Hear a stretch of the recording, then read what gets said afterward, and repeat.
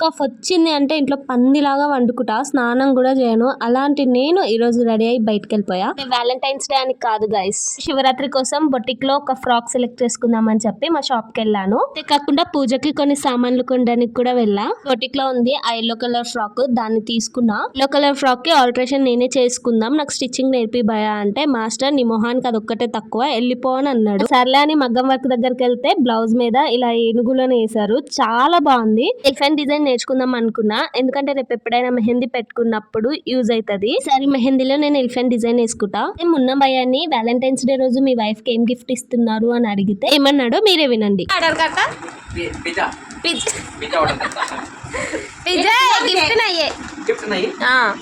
Pizza order करते हैं, cold drink साथ में।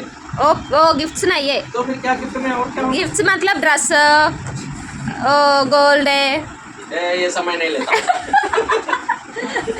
అది గైస్, పిజ్జా ఇస్తాడంట, గోల్డ్ డ్రెస్ ఏమంటే ఇయ్యడంట. ఈ వీడియో మీకు నచ్చితే లైక్ చేసి అదే చేత సబ్స్క్రైబ్ చేసుకోండి అబ్బా ప్లీజ్. Thanks for watching.